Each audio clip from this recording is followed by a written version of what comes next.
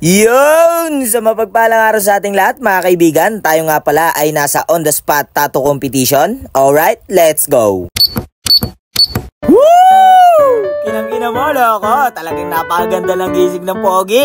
Talagang ready na sa bakbakan ng mangyayari. So guys, tulad pala ng dati, ay ating ipapakita ang bawat proseso ng ating mga ginagawa. So guys, andito na nga pala ako sa Barangay Tubigan, Biñan City, Laguna. At ito ay malapit na sa ating event na ating pupuntahan. Ito nga pala ang Tubig Guns number 2 at ito ay pangalawang event na nila. So guys, ito at tayo papasok na sa kanilang event place at nakita natin ang ating idol na si Iya Zion na from Carmona at shoutout na rin sa ating kaibigan niya na si Dennis Seth. Alright, so guys, ito na nga tulad ng dati. Ito na ay atin na ay nako, nabubulol pa. Ay atin na ang sasabunan at aahitin. At syempre, lalagyan na natin ng alcohol para matanggal lahat ng mga dumi o libag at kung ano-ano pa mang masasamang espiritu na dumapo sa balat ng ating model. At ayan, may libre pa tayong masahe niyan. Ayun, talagang masahe rin kailangan nito pagtapos. At yan, di natin makakalimutan ng ating panlaban dyan, Ball Balm Stencil Serum. Talagang napakatagal na natin kaagapay ang stencil serum na yan. Talagang napakabisa niyan at alam nyo naman yan guys kung paano ko gamitin yan.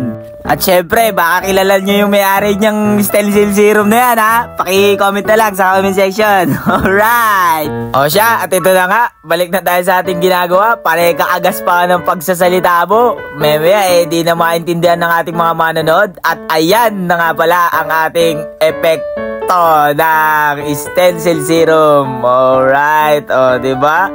Talagang napakabisa niya kaibigan. At ito na nga, ipapakita ko na rin sa inyo ang setup table natin. Ayun, talagang hindi na namin na-videoan kanina nung nagsisetup kami, medyo busy na rin Talagang maraming pangyayari mga naganap At pagpasensyaan nyo na ang aking setup yun lang ang ating magagawa Yun lang ang kalinisan na ating magagawa. At ito na nga, ayun na, ating umpisa na ng mga oras na ito. At nag-video na muna ako ng ating kapaligiran. Masdan mo ang kapaligiran kahit malabo. Talagang kumanta ka pa, makapiright tayo dyan kaibigan. At ayan na nga, nag-break time nga pala kami yan. At kakatapos lang ng mga detaling yan, focus na focus. At hindi na nga natin na-videoan ng mga ibang pangyayari. So ayan, syempre papakita rin namin mga oras na kami nag-break time at kumakain.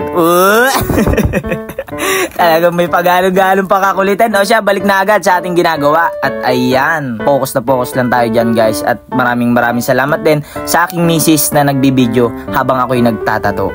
At alam rin yan ng ating mga kuya at mga ate na nanonood sa ating mga ginagawa. Talagang minsan may mga pagkakataon na medyo minamadali na natin pero nakatutok pa rin tayo sa ating ginagawa. So guys, yun lang rin ang maipapayo ko sa ating mga kapwa tattoo artist na baguhan man dyan or sa mga nagsisimula pa lamang na wag nyong titigilan ang pagtatato.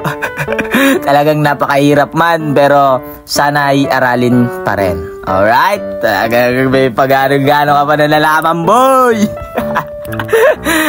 Akala ko puro gaspang ka lang talagang nagbibigay ka rin ng pangaral.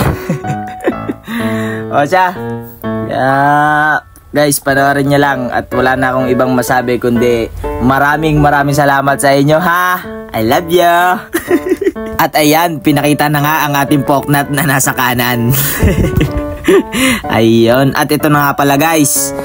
Ito na yung sinasabi ko sa inyo na minamadali. Ngunit tayo'y nakapokus pa rin at magawa sana natin ng maayos ang ating ginagawa sa mga oras na ito. At talagang medyo naghahapit lang rin ako ng mga oras na ito. Pero ngunit subalit, nagawa natin ang best natin. Alright? At salamat din at kahit papano ay pinapanood tayo ng ating idol na si Master D. Destura. Kaya kuya, maraming salamat po. At ito nga pala, pumunta rin ang aking mama para suportahan ako sa aking ginagawa. Kaya maraming salamat sa iyo. I love you so much. At ito na nga guys, sige. Ating babalik na. Andito na tayo sa ating portrait. Medyo nahihirapan tayo kaya nagpag-guide tayo sa ating kuya Roy Tabor. Kaya kuya, maraming salamat at naipalabas natin na maayos ang pyesa na aking ginagawa. Maraming salamat muli kuya sa pag-guide. Kaya talagang I love you rin. Talagang kinilig naman napanood niya yung video. Kaya maraming salamat muli ha. At sana ay magawa ko ng mas maayos pa, ng mas matindi pa. Kaya tayo guys, panay lang dapat tayo tingala at gawin natin ng nararapat ang bawat ginagawa natin. At huwag tayo panghihinaan ng loob. Tulad ng mga sinasabi ko sa inyo ng mga nakaraang video pa natin, huwag tayong panghihinaan ng loob. Bigyan natin ng lakas ang ating sarili. At pagtingala sa ating mga iniidolo at manatiling mapagpakumbaba. So guys, hiling ko ay tapusin nyo tong video na ito hanggang dulo. At hindi na para patagalin ang ating video, ipapakita na natin ang final result. Alright? Let's go!